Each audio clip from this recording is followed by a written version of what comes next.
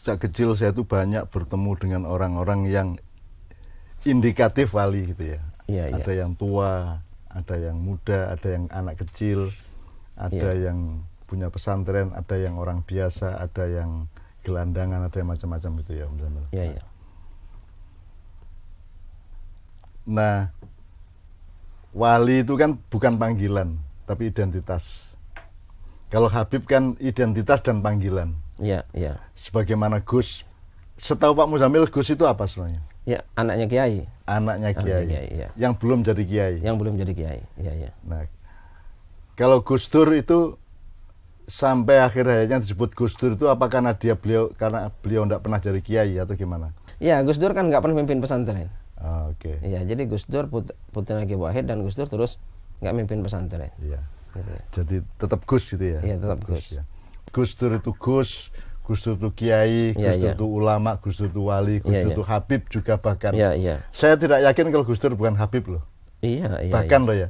Tetapi bukan fakta, ini saya soal keyakinan.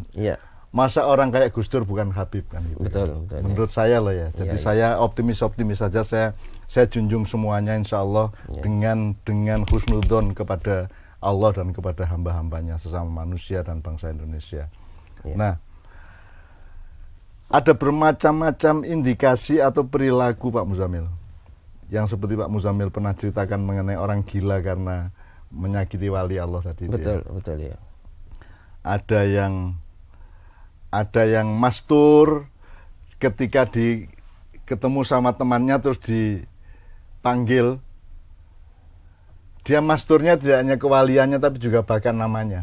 Iya. Ada yang menyembunyikan namanya. Jadi ketika katakanlah seorang wali kita sebut saja, ketemu temannya di sebuah pasar di Jawa Tengah dari perjalanannya dari Jawa Timur, terus dipanggil namanya, terus dia marah. Kok niku aku wis singidan, saya itu sudah sembunyi berpuluh-puluh tahun kamu panggil saya. Udah kalau gitu saya mati aja daripada saya ketahuan. Terus mati dia. Iya. Nah saya bahkan hidup selama hampir 3 tahun dengan seorang anak kecil yang umurnya 2 tahun di atas saya, yang menurut saya tidak mungkin kalau dia bukan wali. Dalam arti ada indikator pengetahuan dan kemampuannya itu sangat jauh melebihi manusia biasa. Misalnya dia tidak hanya hafidul Quran, tidak hanya hafal Quran, dia bisa saya tanya, Gus, dia manggil saya Cak, saya manggil dia Gus gitu ya. Kalau Cak kan jelas bukan wali ya. Iya. Gus, Quran halaman 113 baris ke 21 kata kelima apa? Dia langsung sebut. Jadi ada teman saya itu yang 2 tahun di atas saya itu anak yang karena hidupnya prihatin dengan bapaknya kerja di sawah, suatu hari dia kemudian semacam kalau bahasa Jawanya kang selupan atau dia mendapatkan install dari langit sehingga dia tiba-tiba hafal Quran, dia tiba-tiba mengerti, dia kasaf, dia ngerti orang tadi berbuat apa, Pak Lurah barusan jual apa dan seterusnya, dia ngerti sehingga desa saya itu gempar karena dia mengetahui semuanya. Sampai mengetahui, Mbok, anakmu itu nanti 3,5 bulan lagi meninggal, sekarang beliin kambing biar dia senang. Sampai begitu. Bermacam-macam peristiwa. Nah, tetapi Pak Muzamil yang ingin saya tanyakan, apakah kewalian, katakanlah kalau itu wali ya, apakah kewalian itu 100% gift atau hidayah atau fadilah atau pemberian dari Allah, ataukah bisa diperjuangkan oleh manusia? Kalau menurut yang saya dapat dari kiai saya, orang hanya bisa berusaha untuk menjadi orang yang soleh, tapi tidak bisa menjadi wali kalau tidak diangkat oleh Allah. Kan itu hak prerogatif Allah. Sekarang kalau ada klausul di mana orang yang soleh ini mengalami suatu peristiwa dengan orang yang ditunjuk Allah sebagai wali, kemudian yang dimenangkan Allah yang soleh, bisa enggak? Bisa saja. Terserah Allah ya. Terserah Allah yang maha lembut, yang maha detail menilai segala sesuatu. Nabi Musa saja dikalahkan oleh wali, padahal wali itu di bawahnya. Iya. Nabi Musa kan nabi. Nabi Musa doanya berhari-hari gak diterima oleh Allah Ta'ala karena gara gak mengajak seorang wali untuk berdoa. Yang namanya siapa itu Al-Aswad itu. Ya, itu ya. Yang bukan yang sakit. Bukan. Yang sakit Nabi Musa matanya minta hujan tapi nggak turun-turun. Terus Allah Ta'ala, gimana Tuhan? Saya kok sudah berdoa, ngajak puluhan ribu orang kok tetap nggak turun hujan. Ya, itu salahnya kamu karena kamu tidak mengajak kekasihku. Nah, itu. Dan ini wali bukan nabi. Ya. Al-Aswad itu. Bahkan nabi yang dimuliakan Allah, Sulaiman alaihissalam ya. Iya. Hanya karena tidak bilang insya Allah. Gitu, dia dihukum habis oleh Allah. Dari 1000 istrinya dia hanya punya anak satu, cacat pula kan gitu kan. Iya, betul.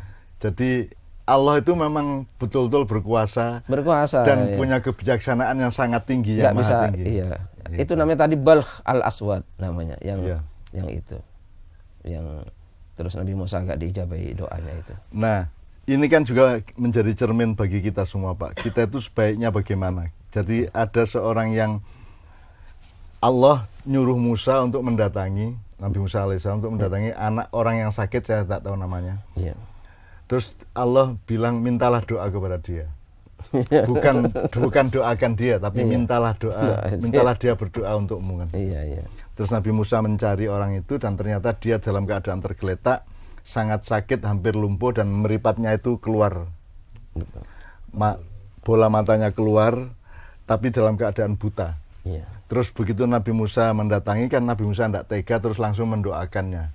Terus orang itu marah, loh, kamu jangan mendoakan saya, nanti kalau doamu dikabulkan saya yang susah. Susah gimana? Loh, saya ini sakit kayak gini nih yang membuat saya dekat dengan Allah. Iya.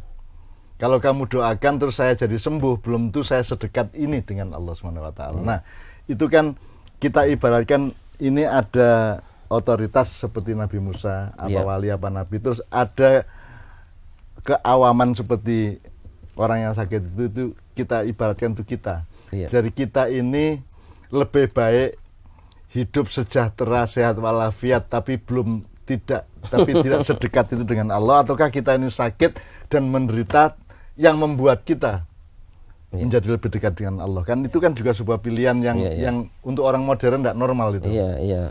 Kalau orang modern mesti memilih yang sehat dan dekat kepada Allah. Iya.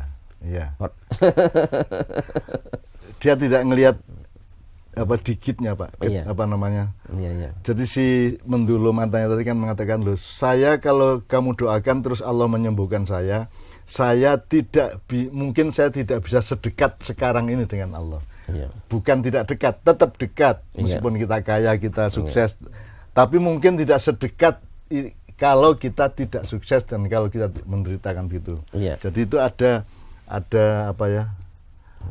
jarak, ada rentang yang sangat tipis tentang kedekatan dengan Allah itu.